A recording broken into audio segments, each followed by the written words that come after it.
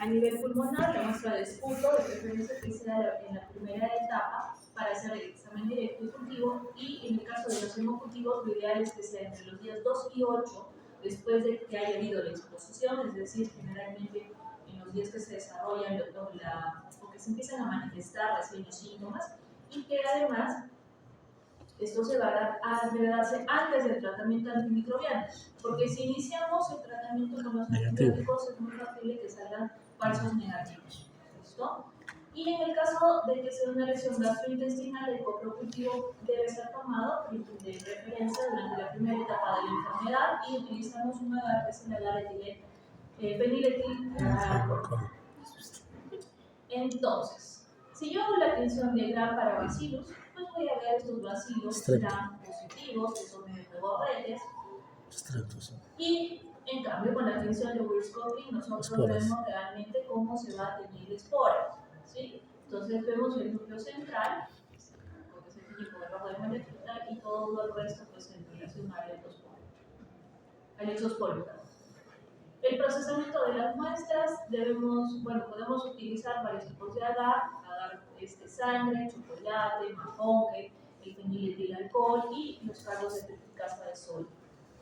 Generalmente para el caso de Bacillus vamos a ver que van a crecer colonias entre 18 y 24 horas de incubación y las colonias son de 2 a 5 milímetros y van a tener este aspecto. Se dan cuenta que los bordes no son lisos o bien definidos, sino que están medios ondulados y que además van a ser un aspecto blanquecino y que tienen la apariencia como indicada de hidroesferilidad y que muchas veces van a estar confluyendo. O sea, tienen estas proyecciones que le va a dar el aspecto como de cabeza de medusa.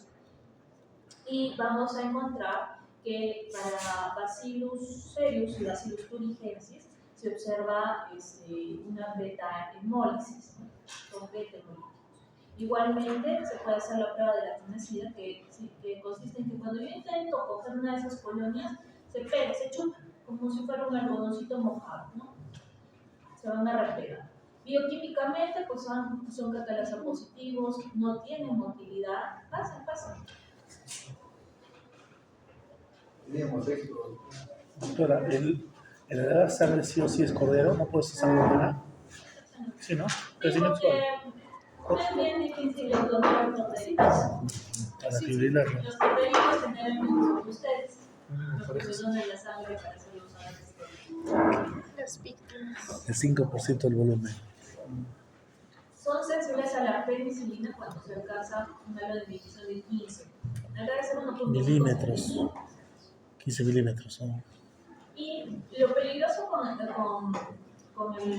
en relacionado a Bacillus es de que es una enfermedad que está presente en los animales, en el ganado, y que, nosotros sí tenemos control sobre ella, hay vacunas para este tipo de bacterias que deben ser colocadas, generalmente me parece que les colocan las patitas, ¿listo?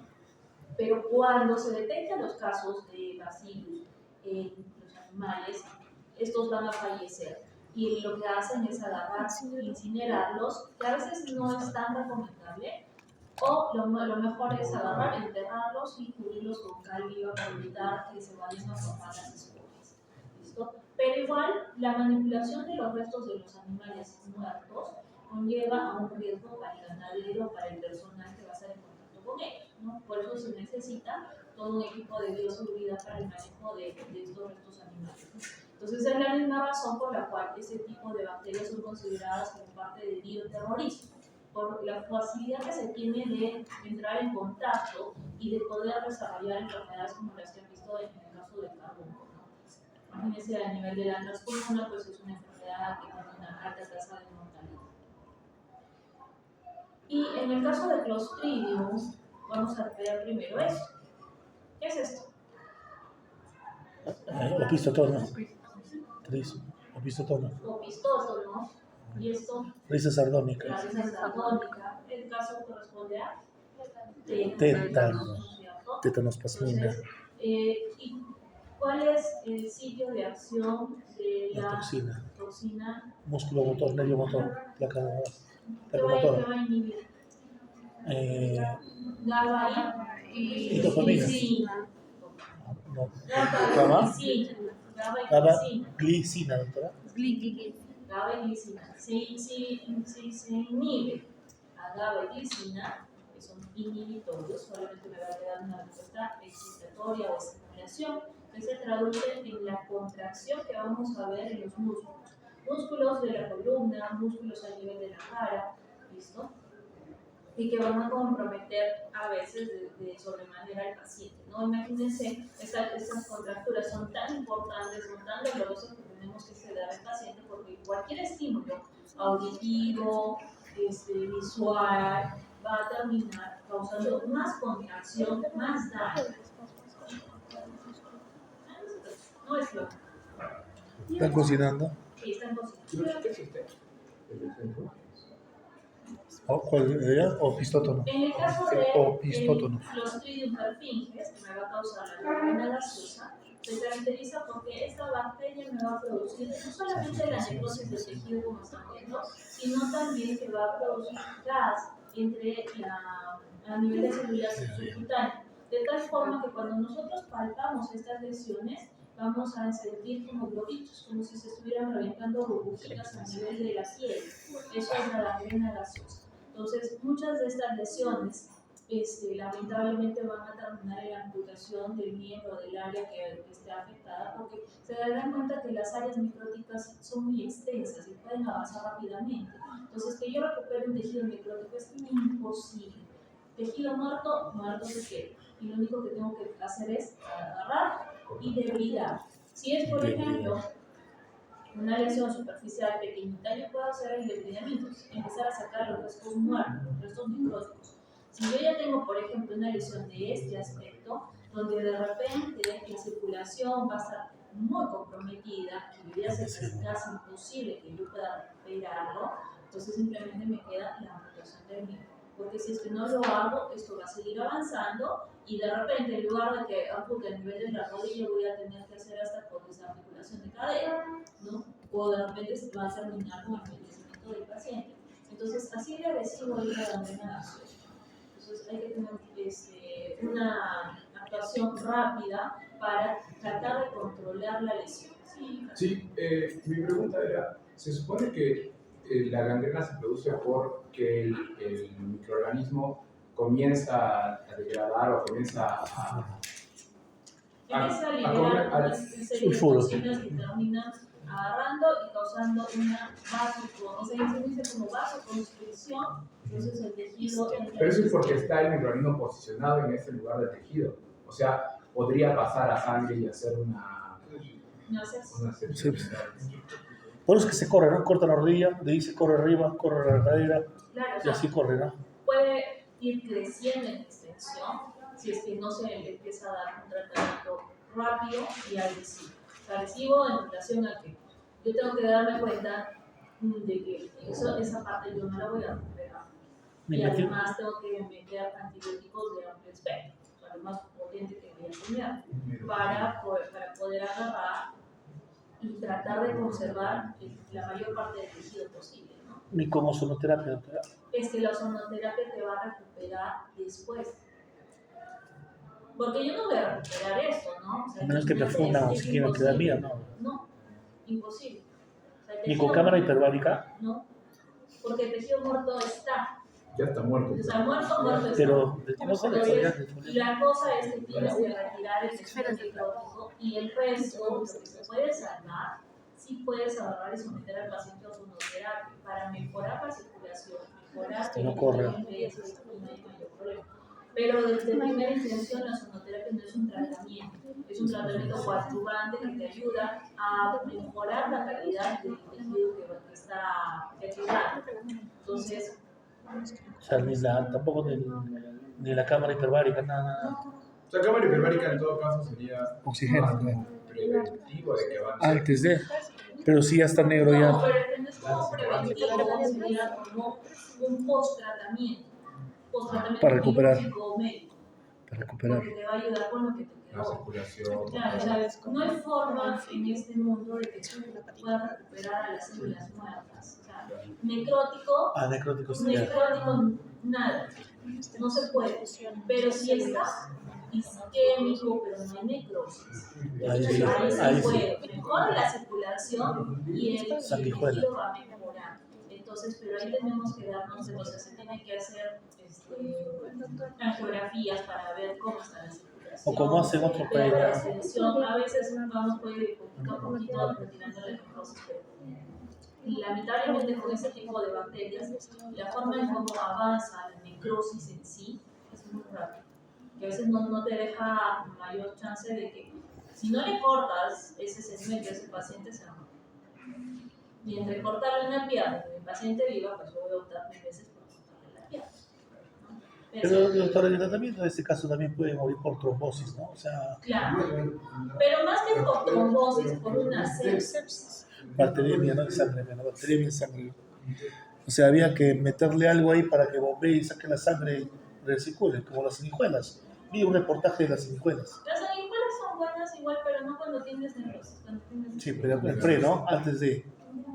Pero este tipo de bacterias lo que te va a Rápida. ocasionar es necrosis. Rápida, ¿no? Necrosis rápida. Es igual No hay como tiempo. la pseudomonas. Sí, pues no hay tiempo para reaccionar. El diagnóstico es, como le digo, aislar el microorganismo en el laboratorio, podemos hacer la detección de las toxinas, el cultivo en agar de un huevo, en agar sangre o en agar de uricolato, donde se ve esta imagen de las colonias como si tuvieran un crecimiento en velo. Y en el caso de Clostridium difficile, ¿qué enfermedad me va a producir? Cuestión difícil. Bueno, ese es colinema, ¿qué significa ese? El difícil era. El que sale acá. Colitis. Colitis, pucha. Ahí tienes el ¿Cuál es el colon. otro? ¿Cuál es el otro que sale acá a la boca, doctora? ¿No puedes respirar? La pseudomembrana, la difteria. Difteria. Me confundí con la difteria, Entonces, esa colitis pseudomembranosa está asociada a cuando tengo pacientes que utilizan antibióticos por largo tiempo o que están hospitalizados por mucho tiempo o mayores de 65 años. Porque lo que va a pasar es que cuando tomamos antibióticos de amplio espectro me arrasa con todo, con toda la flora normal, así como la patógena. Entonces, Clostridium lo que tiene es la oportunidad perfecta para agarrar y empezar a sobrepoblar, porque no hay quien lo controle, y de esa forma vamos a tener la colitis pseudomembranosa. Entonces, la forma en la cual nosotros hacemos el diagnóstico es tomamos obviamente una muestra de material fecal para ver la prueba de la glutamato deshidrogenasa. Si sale positivo, vamos a buscar las toxinas A y B, y obviamente si sale positivo, pues estamos frente a un Clostridium toxigénico. Pero si sale negativo, aún así vamos a hacer cultivo de anaerobios para buscar Clostridium. No nos detenemos hasta poderlo encontrar. Porque el hecho de que yo tenga un glutamato deshidrogenasa positivo, es muy posible que se trate de Clostridium, ¿no? Que es un indicador muy común. En el caso del Clostridium botulinum, y para poder saber, para llegar al diagnóstico necesitamos la información clínica. Sabemos que se va a dar o va a causar intoxicaciones alimentarias, botulismo en el caso de las heridas, y tenemos el botulismo del lactante, que son los niños antes, por ejemplo, antes a los bebés que hacían, la leche la endulzaban con miel. En la miel estaba presente la espora del Clostridium botulinum, que iba a causar qué tipo de enfermedad. Botulismo. Pero desde como contractura, parálisis, porque todo la flacidez. bacteria, ¿a quién va a inhibir? A la A la acetilcolina. ¿no es cierto? Entonces Colinérgicas. va a quedar inhibición solamente, y entonces hay relajación muscular a tal extremo que hasta los músculos respiratorios se van a relajar, no se van a contraer, y los niños pues, van a tener dificultad y hasta pueden morir. En el caso de Clostridium perfringens, lo que hemos visto es importante para el diagnóstico revisar o verificar las características clínicas de las lesiones y iniciar el tratamiento con mis antimicrobianos de forma rápida. Se puede hacer reducción de gramo y cultivo, y en el caso de las intoxicaciones alimentarias, pues hay que buscar las toxinas. Y para el Clostridium difficile podemos hacer estudios de citotoxicidad, de ELISA, eliminación bilateral, inmunocromatografía. Y también para las toxinas existen pruebas rápidas, así como las que he visto para el COVID, algo muy similar. Y esto es lo que vemos, ¿no? Las esporas, la infección de Bruce Coughlin, y así igualmente van a ser vacilos blancos. Ahora, hemos hablado de que para el caso de Clostridium son anaerobios. ¿Cómo cultivamos en anaerobiosis? Esto es lo que están viendo acá, son las jarras de anaerobiosis, donde nosotros vamos a colocar las placas que van a contener los virus. ¿Listo? Pero antes de llegar acá, la toma de la muestra también tiene que ser en anaerobiosis. Muchas de las muestras van a ser exudados, a veces es muestra de sangre. Y para yo mantenerlas en anaerobiosis desde que sale del paciente hasta que va a llegar al laboratorio, tengo que tomar ciertas medidas. Generalmente, ¿qué es lo que hacemos? Cuando se extrae con la jeringa, ¿no? Nosotros la jeringa inmediatamente la vamos a pinchar sobre un dadito de gel. Por ejemplo, las jeringas para sacar gases arteriales vienen con un cuadradito naranjito. ¿Listo? Porque ahí lo vamos a pinchar también para el gas arterial. Entonces eso a veces nosotros lo recolectamos, lo juntamos y cuando se toman muestras donde sospechamos que es una bacteria anaeróbica, hacemos lo mismo. Agarro el pincho en la jeringa para que no ingrese el oxígeno hasta que yo llegue al laboratorio. Una vez que llega al laboratorio se tiene que trabajar bajo condiciones de anaero y oxígeno. ¿Listo? Y la jarra lo que va a hacer es lo siguiente. Lo cultivo en las placas y vamos a tener unos sobres que lo que hacen es tener unas sustancias químicas que van a convertir hacia CO2, ¿no es cierto? Y de tal forma que van a retirar el oxígeno y lo único que encontramos es CO2. Y se coloca un papel que va a estar con concentración de metileno, que es el indicador de anaerobiosis. Así como con el DSI ya teníamos indicadores de pH, acá tengo que tener un indicador de anaerobiosis. Y lo que se usa es el azul de metileno. ¿Listo? Hay formas todavía mucho más simples ahora. Sí, o sea, con, ¿qué se llama? Bicarbonato de sodio y vinagre puedes poner, claro, sale el oxígeno, ¿no es cierto? Ajá, también. Pero hay otra forma más fácil. Contamos nosotros con las estufas de anaerobiosis. Es mucho más simple, porque ya no tengo que estar manejando ninguna sustancia, simplemente así como las estufas que están viendo acá. Alguna frecuencia también. O campana de Gauss también. Ajá. Le metes un mago de cal, igual es el que es oxígeno. Entonces, pero nosotros normalmente si quiero cultivar acá en anaerobiosis tenemos nuestra capa. Entonces simplemente está programada para crear solamente CO2 y de esa forma pues es mucho más fácil cultivar. El problema más grande es estar chequeando de que vaya a crecer, porque son bacterias que demoran en crecer y frente a cualquier cosita del signo agarran y se mueren, no les da la gana de crecer. Interesante. Igualmente, para Clostridium perfringens vamos a ver una doble hemólisis. Alrededor de las colonias se va a formar una hemólisis beta, mientras que en la periferia, más hacia afuera, vamos a tener una hemólisis alfa. Y finalmente, el Mycobacterium tuberculosis. En el caso del Mycobacterium sabemos que es una bacteria que es intracelular. Intracelular, de preferencia, con los macrófagos. Entonces, ¿cuál es la forma en la cual se van a contagiar la tuberculosis? Las gotículas de flujo. Las gotitas de flujo que nosotros vamos a veces respirar, ¿no? Vamos a inhalar al estar en contacto con alguien. Entonces, en esas gotitas van a llegar hasta los alvéolos las bacterias y van a ser fagocitadas por esos macrófagos. Normalmente el macrófago cuando fagocita lo envuelve como una vesícula, ¿no es cierto? Ese es el fagosoma. Y para que pueda ser destruido, tiene que formarse o tiene que haber la fusión del fagosoma con el lisosoma. Y de esa forma se destruye la bacteria. Entonces, lo que quiere esta bacteria es que no ser fagocitada, pero no destruida. No destruida. Lo que hace es inhibir esa fusión del fagosoma con el lisosoma. O sea, el lisosoma secundario. Exacto, mediante esta molécula de unión específica 1. Entonces, si no se fusiona en forma de cómo se vaya a destruir, y utiliza el macrófago como su reservorio para poder seguir viviendo. Y eso también se va a traducir en los cambios histológicos que nosotros observamos en el tejido de pacientes con tuberculosis. Además de eso, pues va a haber también inflamación y formación de estructuras que son a veces patognomónicas, pero ya no son tanto. Ahorita les voy a explicar en las más. Entonces, para hacer el diagnóstico de tuberculosis, no es simplemente que yo diga, clínicamente ese paciente tiene tuberculosis. No. necesitamos de 5 cosas: el aspecto clínico, radiológico, epidemiológico, bacteriológico y el inmunológico. ¿Esos criterios cómo se les llama? ¿Qué criterios son? No nos enseña Pedro.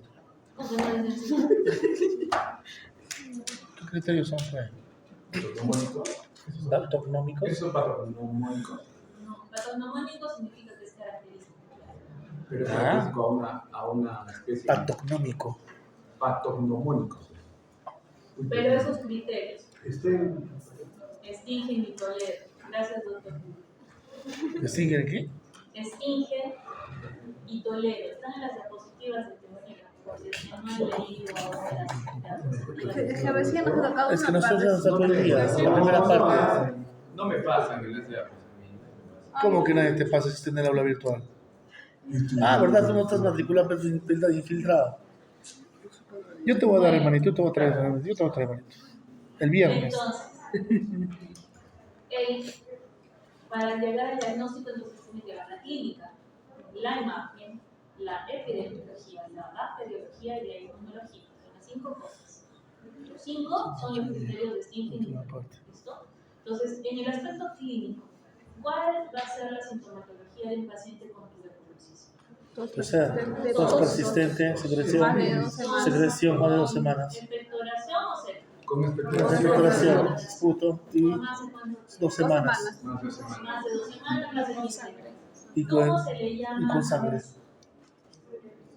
No, o sea, ¿cómo se hace el Hemoptisis. examen? Cuando tengo un paciente que tiene tos productiva por más de 15 días, ¿a cómo le decimos? ¿Todo persistente? Con. Realmente con. ¿Cuándo te voy a dar? Síndrome de Con. ¿Cómo se le dice? Porque en el hospital no van a escuchar la palabra que tenga tuberculosis, no van a decir este paciente tiene Bueno, tal cosa. Y hacemos Síndrome de Tom, con. ¿Físico? no, peor, lo culminas de físico. Sí. Claro, a los antiguos por lo menos. ¿Qué pasa? Perdón. ¿Cómo se le dice a tener tos productiva por más de 15 días? ¿Más allá? Sospechoso. ¿A más allá, más que acá? Sintomático respiratorio. Es que yo sé que no sabía. Ah, era es. ¿Qué era eso? ¿Cómo? No, hay un síndrome de Con después cuando digo, vamos a ver, he hecho clase. Entonces, paciente con sintomático respiratorio. ¿Qué más tiene la paciente con tuberculosis? Hemoptisis, el esputo. Hemoptisis, pero eso es en los casos más graves. Bajo de peso. Baja de peso. También he visto pacientes gorditos con TB. Pero pueden bajar de peso. Fiebre. Pero fiebre la baja de peso nocturna. no es normalmente, no es asociada a la tuberculosis. No es normalmente por las condiciones. Pero Debe ser para integral. Claro, otra cosa Para así. integral. No, no Oye, necesariamente. tu Porque es eso gástrico, es ¿no? Anorexia. Es gástrico, tuberculosis El gástrico. paciente está tan débil, no tiene apetito, está anoréxico o por Fatiga. baja de peso. Sí, en el hospital les dan, creo que una canasta y les dicen todo lo que tienen que comer cada día. Exactamente. 6 meses de tratamiento, creo, ¿no? Entonces, a ver, ¿qué más van a tener? Baja de peso. ¿Qué más? Debilidad. Ya, debilidad, agotamiento. cansancio, ¿qué más? fiebre. Fiebre, Fiebre, no. No, sudoraciones nocturnas. sudoración nocturna, ¿qué más? Síndrome. ¿Cómo que es eso? Ah, le crecen las cosas. Rizado de pestañas. No. Ese es ¿Cómo se llama? ¿Cómo se llama entonces la particular. fase? Fase. Toledo, ya que Toledo. ¿Cómo es la fase de tuberculosis? Triste. Yo los miro tristes. Por no haber sido tuberculosos. Por los exámenes. Ya nos dijo tuberculosis ya. ¿Cómo es la fase de tuberculosis? Delicada nota de fase. Tristes. Los ojos hundidos. No sé cómo se toma adelante. No, no puedo dar, se mira como. Sí, se mira como si estuviera ¿Cómo? hundido. Si ha bajado de peso, ¿qué va a pasar en su salud? Flacidez, pues. La acidez, ¿no? No, De rostro Ya, se bueno, chupa. Entonces, ¿qué Es un pasa? término de Fascia endotorácica. Mortal. Ah, parece paciente con VIH. Tiene la apariencia.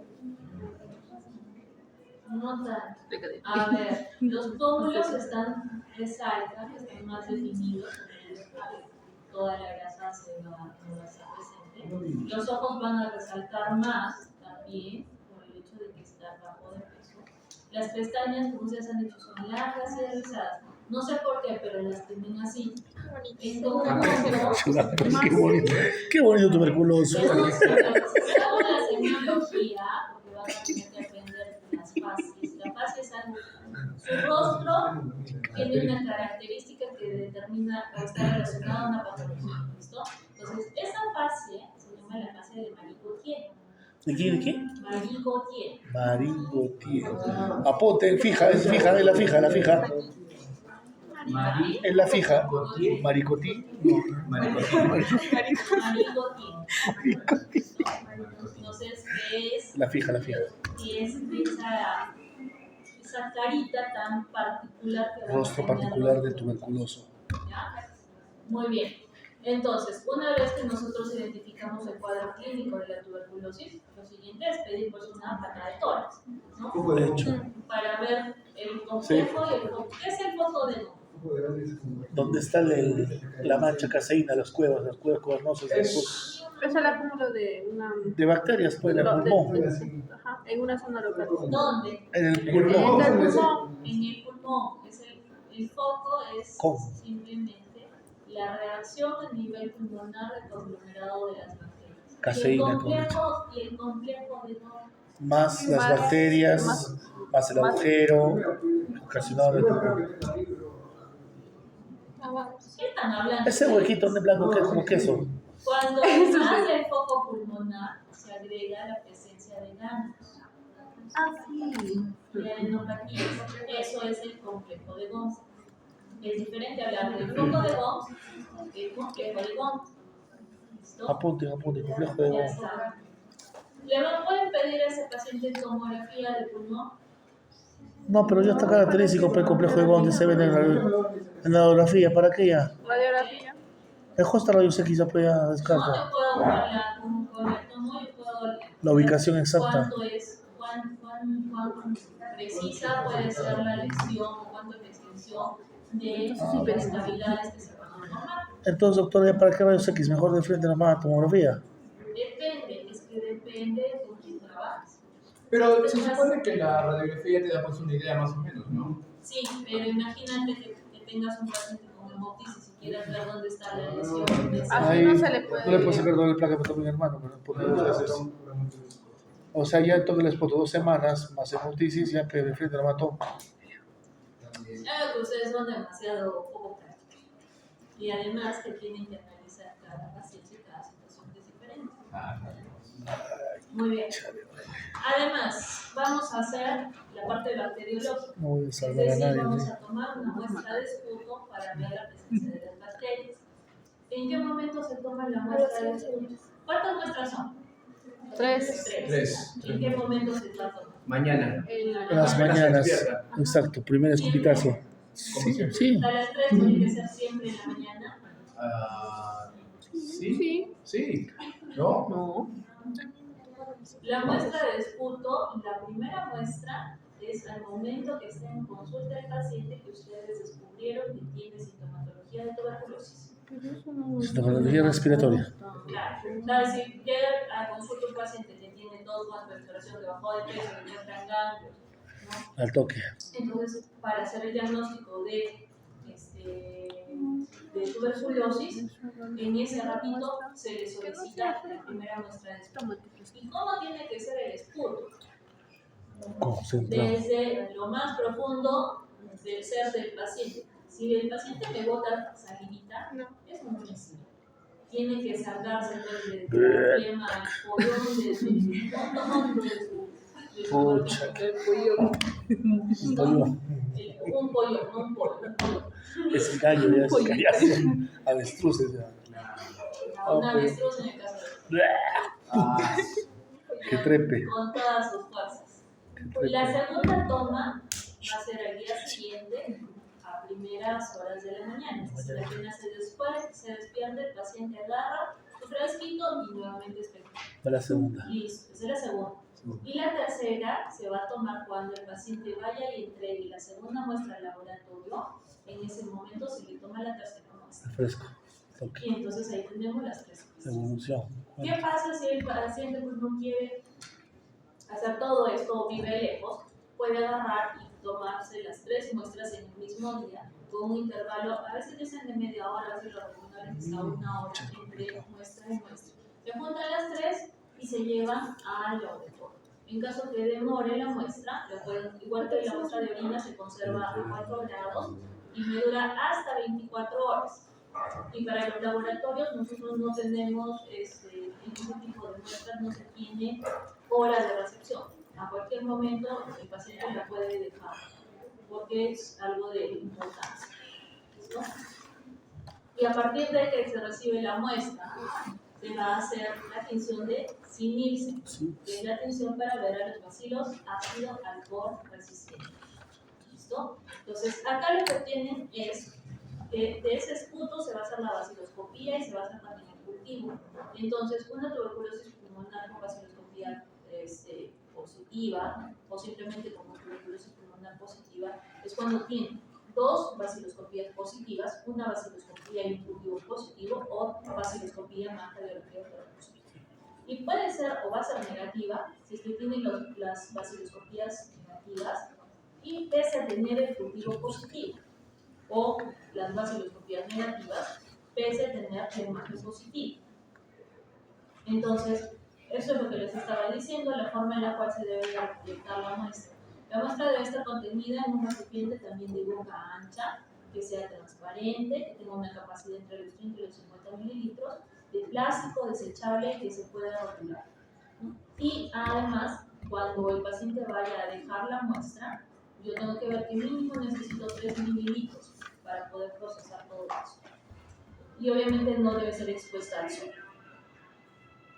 Y en el caso de que sea una muestra o que el paciente tenga una tuberculosis extrapulmonar, pues dependiendo de qué es lo que estemos pensando. No puedo tomar muestras de orina, ni de cefalorraquídeo, pleural, acídico de sangre, pus a nivel de las cavidades, o también biopsias en el caso, por ejemplo, de tuberculosis extrapulmonar. La coloración de Sin-Nielsen que les estaba mencionando, pues me permite ver lo que son bacilos ácido alcohol resistentes. Es una coloración que va a tener a lo que es la fucsina fenicada como colorante principal, el alcohol ácido como decolorante y como contraste el azul de vidrio. Esta fucsina sí. Falta doctorarla, pasar por fuego para que estuviera silicónico. Sí, no. ¿No? Para fijarla. Para fijar la fucsina. Claro, para que se fije, porque ahorita sí justo les voy a explicar eso. En el caso de la fucsina fenicada, lo que va a tener es o se va a impregnar a los ácidos glicólicos que tienen estas bacterias. Ahí se va hacia adhiere. Y además el calor hace que esta adherencia sea más estable, que sea más fuerte. En el caso del alcohol ácido, que va a decolorar todo el resto de las muestras, excepto aquellas o la fucsina que se ha adherido al ácido glicólico. Por eso es el que es ácido resistente, este bacilo. Resistente a la decoloración con el alcohol ácido. Y luego se utiliza el azul de metileno que va a terminar reteniendo el azul todo el resto de células, bacterias que acompañan la muestra. Entonces, esto es lo que les estaba diciendo en relación a la fucsina fenicada y cómo es que se hace la tinción de Sin-Nielsen, ¿no? Se usa 5 minutos de fucsina fenicada, pero sometida al mechero hasta que se elimine el vapor. Luego, eso se va a enjuagar, se deja enfriar la lámina, se aplica el alcohol ácido 2 minutos, se lava y luego el azul de metileno por 30 segundos hasta 1 minuto. Y se va a observar, ¿no? Entonces, de tal forma que voy a tener los bacilos ácido alcohol resistentes teñidos de color fucsia, rojito, mientras que el resto debe ser de color azul. Acá tenemos igual la tinción de Quinjo para ver también bacilos ácido alcohol resistentes que se van a de color rojo. Y lo más importante, ¿cómo vamos a hacer la lectura de la baciloscopía? Entonces, la baciloscopía consiste en contar el número de bacilos que están presentes por campo de observación. Entonces, ustedes han visto que cuando se asoma al microscopio, el redondito es un campo. ¿Ok? Entonces, ¿qué es lo que hacemos nosotros? Contamos cuántos bacilitos están viendo en un campo. Entonces, si yo no encuentro ningún bacilo en 100 campos observados, el resultado es negativo. Si observo entre 1 a 9 en total en los 100 campos observados, es, no es positivo, sino más bien es dudoso. Volver a hacer. ¿No? Si yo cuento de 10 a 99 vacilos En en 100 campos, es positivo una cruz. Si miro de 1 a 10 vacilos por campo, en un solo campo, 50. en 50 campos observados, es 2 cruces. Si veo más de 10 en un campo, en 20 campos observados, es positivo 3 cruces. Entonces se darán cuenta que mientras más vacilos se encuentren en un campo, menos campos tienen que ver. ¿Listo? Entonces, ¿por qué me sirve esto? Porque esto me indica también cuán contagioso es esta persona. Porque, por ejemplo, si tengo un positivo 3 cruces, un estornudo y me voy a contagiar. ¿No es cierto? Y vamos a tener que tener cuidado con la familia, con las personas que están alrededor de este vacilo. Así como hacemos vaciloscopía, también hacemos cultivos que van a tener como base el huevo, que van a demorar, eso sí, el problema con los cultivos es el tiempo, demoran hasta 4 semanas en crecer. Tenemos el medio de Lobo Jensen, el medio de Ogawa Kudo y el medio de Middlebrook. Entonces, el cultivo lo hacemos en quienes, en aquellos pacientes donde son sintomáticos respiratorios, que tienen 2 vaciloscopías que han salido negativas, pero tengo el cuadro clínico radiológico sugestivo de tuberculosis. Pacientes que tienen tuberculosis infantil con vaciloscopía negativa, con tuberculosis extrapulmonar, que tienen sensibilidad a los medicamentos antituberculosos o que se sospecha de que ha habido un fracaso en el esquema de tratamiento, ¿no? O que pese a recibir tratamiento por más de 5 meses continúan dándome vaciloscopías positivas. Pacientes con VIH, SIDA, pacientes que han sido multitratados, es decir, que he cambiado muchos esquemas y aún así siguen saliendo vaciloscopías positivas. Muestras pancitacilares, es decir, esas muestras dudosas, y para estudios de epidemiología para ver la resistencia primaria o secundaria de los antituberculosos. Entonces, acá se puede aplicar el cultivo. En el caso, por ejemplo, de los niños, es muy difícil hacer el diagnóstico de tuberculosis porque a un niño yo no le puedo pedir que expectore, ¿no es cierto? A un pequeñito de 6, 7 años es imposible decirle que expectore porque lo único que me va a botar es salivita, ¿no? Entonces, en esos casos, generalmente lo que se hace son broncoscopías y por el broncoscopio se va a meter, se puede meter una especie de cánula, ¿sí? Para poder retirar el flema.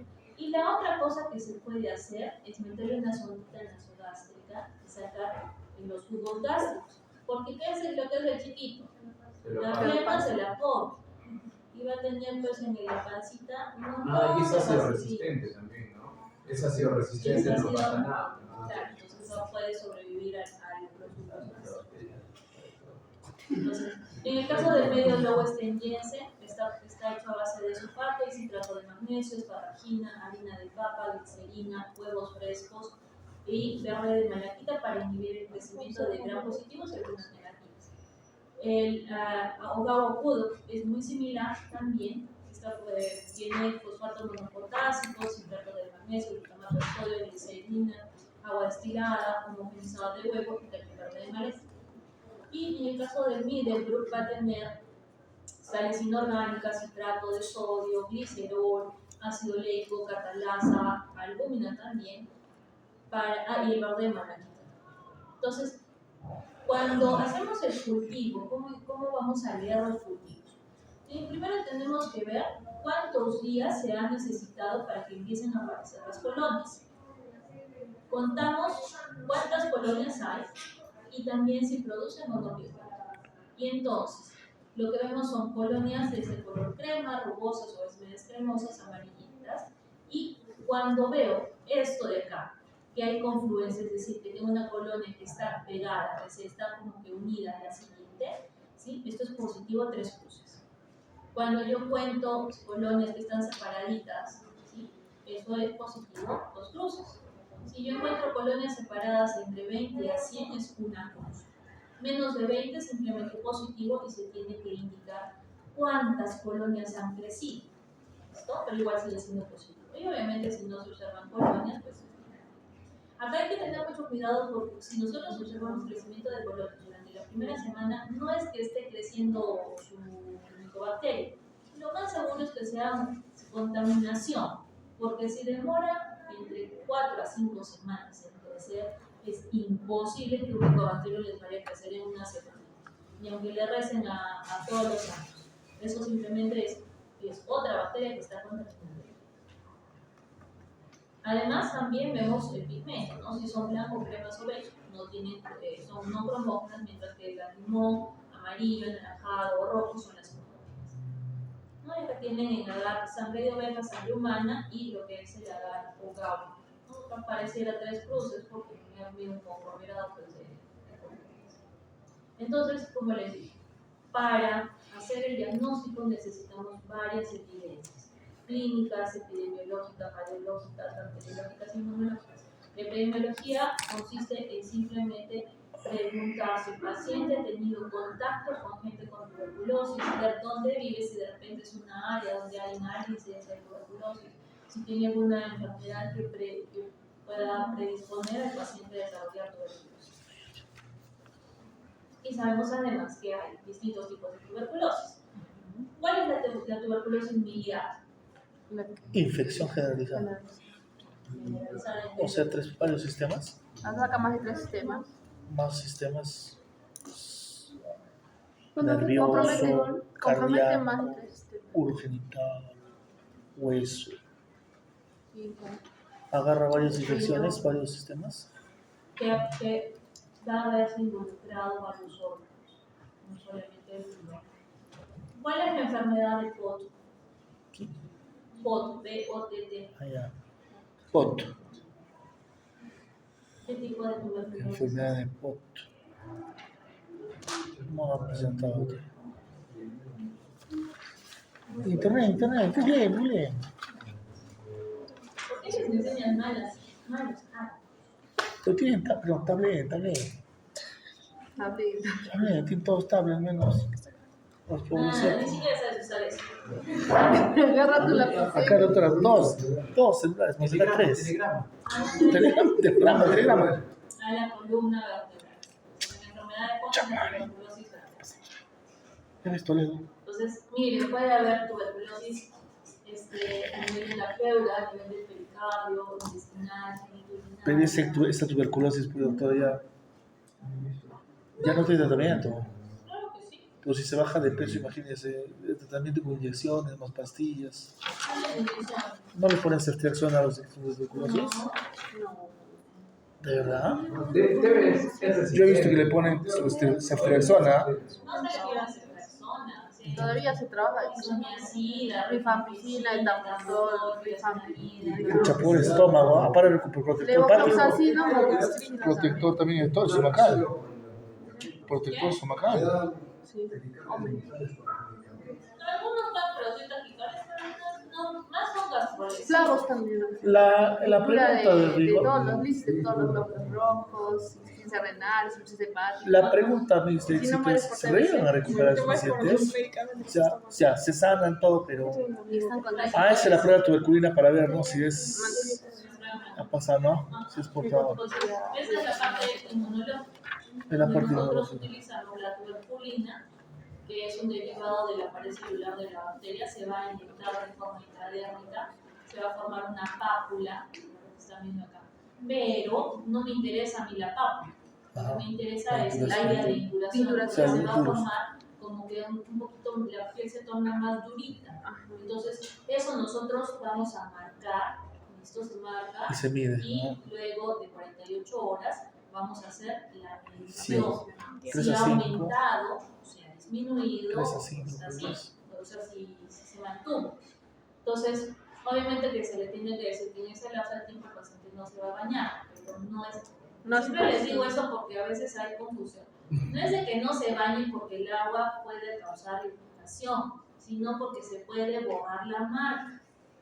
Nada más. Se pueden bañar, sí, pero de repente comiendo una bolsita Doctora, es el Cuatro mismo semanas. principio de las alergias, ¿no? o indirecto. Es el mismo principio de las alergias, ¿no? 4 semanas y Que es dentro del brazo, ¿no es cierto? Claro, porque es una reacción de 4 semanas. hipersensibilidad que se va a producir. hasta que crezca. Entonces, la lectura. Ahí está. Ahí está la duración, mira. Más de 5 minutos. Se nota el halo. Sí, grande, enorme. Si yo miro todo esto, estoy equivocado. Estoy leyendo mal. Lo que tengo que ver es la induración, que muchas veces La no va a ronchita. estar en correlación con el área eritematosa. Entonces es muy diferente dar esta lectura a dar esta lectura. Ajá. Porque en el caso para marcar que es positivo depende también 19 de milímetros. adicionales que tenga la 14, persona. 14 Si tiene milímetros. VIH, por ejemplo, es positivo cuando mide más de 5 5 milímetros. milímetros. Para nosotros que vivimos acá en el Perú, 7. 10. para los que viven en asilos, para nosotros como profesionales de salud, es positivo a 12 milímetros. Para el resto del mundo, A 12, que no tienen riesgos, más de 15 milímetros es el positivo. Negativo. Y las últimas pruebas que se hacen para el diagnóstico tenemos lo que es el cuantiferón, el T-spot, que se basan en medir la cantidad de interferón gamma, ya sea de forma cuantitativa o de forma cualitativa, viendo cuántos puntitos se están produciendo, ¿no? Si son más de 6. Otros métodos también son el EXPER, que también es muy bueno, y que también el tiempo de respuesta son menos de 2 horas, el LAM que mide el hipoalamido banano, que dura 25 minutos la respuesta, pero esto se usa más para evaluar a los pacientes con VIH. Igualmente necesitamos el LPA, que va a medir aquellas cepas que son extremadamente resistentes, no solamente las resistentes. Entonces, en el caso de la tuberculosis, es a veces muy complicado el manejo, sobre todo por los efectos secundarios de la medicación. No es una terapéutica simple, es bien compleja, porque damos varios esquemas. Entonces, estudien, revisen los esquemas que ya está, el MINSA ya los tiene protocolizados. Simplemente en el internet ponen esquemas de tratamiento de tuberculosis MINSA y ahí aparece toda la lista. Porque dependiendo si el paciente tiene VIH, si tiene SIDA, si es pequeño, o sea, ya está todo bien detallado en relación a qué tenemos que usar para cada paciente. ¿Listo? Entonces, eso nosotros en la parte del ministerio se maneja a través del programa de tuberculosis, que bueno, ahorita me parece que nuevamente ya está más reactivado después de lo del COVID, ¿no? Igual, supongo que les han mostrado las tasas, ¿sí? Toda la estadística de tuberculosis en los últimos años, pero el problema es que se darán cuenta que los números son irreales. Acá ¿Qué? no. Un ratito. ¿Yo? No. No te emociones. Ya, a ver. PPO, ¿qué es PPD? PPD. La prueba de derivada, ¿no? Para tuberculosis.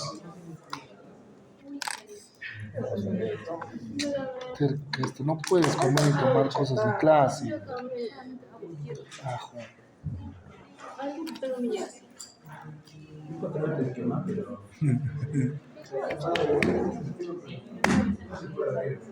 No. ¿Qué hay? Sí, yo lo vi. Con juez. Pásalo por el. Sí, papi, pásalo por el grupo. ¿Pasa todo? A todo el grupo le pongo ahí. Grupo número 19, por favor. No estoy en ese grupo. Pucha, qué sana. ¿Cómo no vas a estar? Qué bromista es este pato. Chistoso venido. Sí, le falta la nariz. Le falta ¿Esto ahora sí tú lo quieres? la manita roja. Caballero. Hay un grupo clown, ¿no? Doctores clown, ¿no? En Lima. Claro. Pero no es doctor esclavo. Acá de Pino. Claro. Acá es el grupo Pinocho, ve. Pero no he vuelto a saber más de esos grupos, ¿ah? No, hay una campaña que va a haber para Navidad, una en Candarave. Ahí no me acuerdo el nombre. ¿Vas a ir? Me ha anotado, pero no sé si llegue a ir al... O sea, voy a apoyar con todo el transcurso de recolección, preparación de todo lo que se va a llevar, pero no sé si se me cruce con la promoción de mis primos. Si se me cruza, yo no puedo ir. Se va a subir lo querido. No, a Juliaca, mi primo. ¿Cuándo vas a regresar de todas maneras en vacaciones? ¿O te quedas en la Ajá, solo Sí, que pues, es como es por Navidad. Sí, tenemos que venir a juntar grupo para Inmul, ¿va? Para verano. Yo no quiero, yo quiero probar. Ya tenemos que juntarnos ya para hacer verano ya. En verano todo el mundo prueba. Lo malo es que hay que venir todos los días, muy, todos, ¿sabes eso? Los viernes, todos los viernes un mes y aprobamos con 20. Ay, me fue bien. A mí 16. Wow, Me fue bien. Yo sí jalé. Te odio, te odio. Pero 16. me he ido mal. Como 15. Se puede salvar, entonces tengo que esforzar. No, medio 11 me sacaron. Yo esperaba sacar Pero espere que me suba mi punto, que si se ha equivocado nunca me subió. 6. No ha subido el punto, no que se equivocó la pregunta. ¿Se ha subido? Te voy a reclamarle porque yo sigo igual con mi 11. Sí subió un punto. A mí yo sigo esa con mi 11. respuesta. Era Sigo la con mi de- 11. O sea, con su... Y si no mal 12. aprobaba. 12. Porque a mí me subió, porque yo le fui reprobar. Porque la pregunta sí estaba mal. Oye, la compañera que ese viernes dijo que te había sacado 17, 18 y que sea 15 hoy que le va a pasar los 6 puntos para la segunda fase o tercera fase para cambiarlo. Es Sí, que se pasaron. han participado demasiadas veces. No, yo debería exigir que me pongan Hay un 18. compañero en nuestro salón, el delegado, que ha participado 17 veces. No sé si le habrá puesto todos los puntos. Pero no, hay varios. Sí, No, 20. pero le he puesto, no siempre le he puesto un punto, le he puesto un cuarto, la mitad, 25. Le ponía Nunca le he medio puesto. punto. No, Medio le punto. 0,25 te decía. No, es medio punto. Pero como ya saben, 17 No, veces. 0.25 cada No, pero qué payaso, que de su libro está leyendo para hacer la respuesta. O sea, payaso. Para la laptop. Muy bien. Entonces, 4 puntos. 4 puntos, 8. a ver, 5 puntos. Bueno, 4 puntos. ¿qué es lo que van a hacer el día de hoy? Van a agarrar y van a hacer su vaciloscopía. Sí. Cada uno va a tener una lámina, no van a hacer la atención. No, es peligroso. Tenemos muestras positivas. Pero es peligroso, ¿verdad? Es bien peligroso. La cámara es especial, ¿verdad? No tengo, no he traído muestras. Tendría que pedirles No a es, ustedes. pero es peligroso. Entonces, hacerlo. Y además van a tener, como salta el colorante fluorescente, Sí, es pigmentado, canceroso. van a hacer toda una lista. Sí, cancerosos. Bueno, lo que necesito es que sepan identificar al vacío. Entonces, cada uno va a tener su laminita, cada uno va a contar sus 100 campitos y van a anotar lo que miren cuántos vacilos se encuentran en cada campo y al final me van a decir si es una cruz, 2 cruces o 3 cruces. Listo, también tenemos medios, el medio Okawa, el medio Lower St. Jensen y el Middle Group. ¿Listo? Y eso es toda la práctica. Entonces, ya saben que para hacer la vaciloscopía tienen que ver a 100 aumentos. ¿Ya? Y empiezan